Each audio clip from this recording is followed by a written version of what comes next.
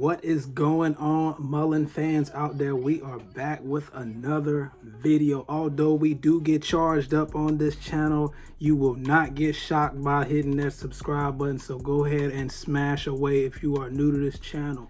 In this video, we're going to talk about CEO David Mishry finally peeking his head out of the turtle shell to give investors an update, a statement addressing shareholder inquiries. And those three inquiries are product delivery, customer orders, and capital positions. As far as the product delivery, Mullen anticipates making Class 1 EV deliveries to various commercial customers before the end of March 2023 in connection with the customer orders referenced below.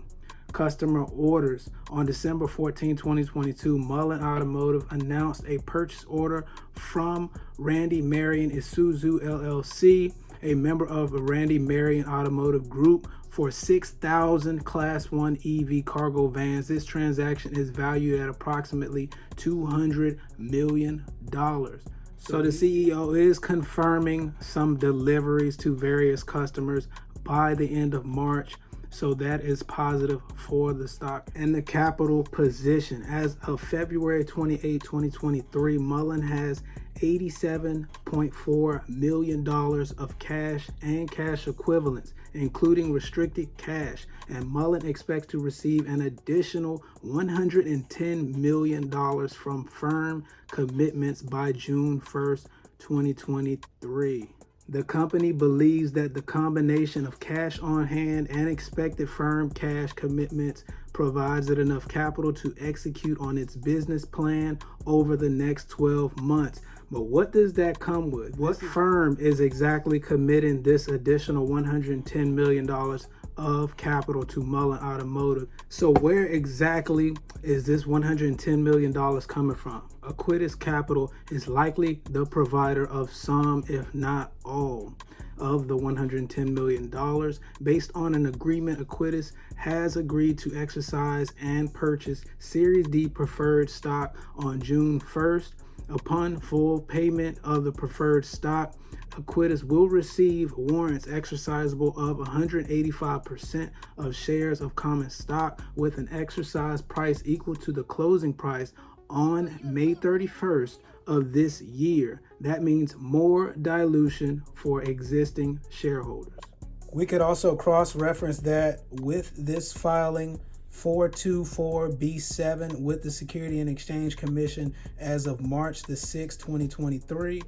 The highlighted portion says, finally, Amendment Number 3 further provides that from April 1st, 2023 until June 30th, 2023, the investors shall have the right but not the obligation at any time from time to time in each investor's sole and absolute discretion to purchase from the company additional shares of Series Preferred D stock in an amount equal to such investors' pro rata portion of $100 million on the same terms and conditions as applicable to the purchase and sale of shares of Series D preferred stock as provided under the Securities Purchase Agreement, including that each investor exercising such right shall receive a proportional amount of warrants exercisable for 110% of shares of Series D preferred stock purchased by the investors at an exercise price equal to the purchase price of shares of Series D preferred stock. So the window of obligation on this transaction is from April 1st, 2023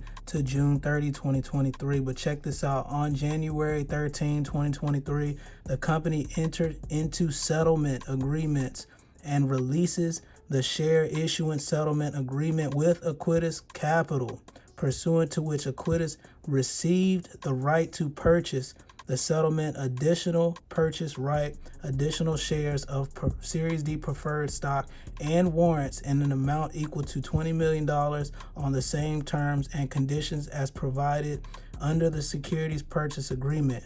The shares issuance settlement agreement was subsequently amended, whereby the Aquitas irrevocably exercise the settlement additional purchase right effective June 1st, 2023 in accordance with the same terms that apply to the additional purchases as defined in the securities purchase agreement. So Acquitus amended it, which means they updated it, and they irrevocably exercised the settlement, which means they did it in a way that cannot be changed, reversed, or recovered.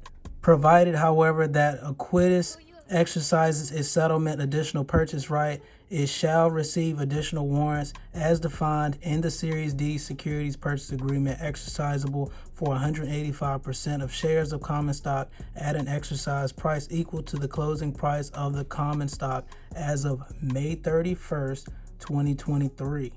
Implementation of Amendment Number 3 and the settlement agreements would cause issuance of additional shares common stock or issuance of shares common stock upon the conversion of notes or shares of Series D preferred stock and exercise of warrants, which in turn would dilute the percentage of ownership interest of holders of our common stock, dilute the book value per share of our common stock, and increase the number of our publicly traded shares, which could depress the market price of our common stock. Our commitment to issue shares of common stock pursuant of the terms of the securities purchase agreement, the settlement agreements, the notes of our preferred stock, and the warrants could encourage short sales by third parties, which could contribute to the future decline of our stock price. So good news is coming with the bad. It seems like Acquitus has David Michery by the schnads, irrevocably exercised the settlement additional purchase right effective as of June 1st, 2023. Instead of in that window, April to June 30th, it is now June 1st of effective date. But what is key about the time frame for that dilution that is upcoming? The Russell 2000 rank day, as well as the Russell 2000 rebalance. There's another deadline Mullen is very well aware of. The company states that the Russell 2000 index will rebalance in June. Like the NASDAQ, the Russell 2000 requires a minimum price of $1. If the price fails to meet $1 in June, Mullen will evaluate if it is in the best interest of shareholders to initiate the reverse stock split for continued inclusion in the Russell 2000 index. It should also be noted that the Russell 2000 rank day occurs during May. As explained in the FTSE Russell, a stock must have a close price at or above $1 on its primary exchange on rank day to be considered eligible for inclusion.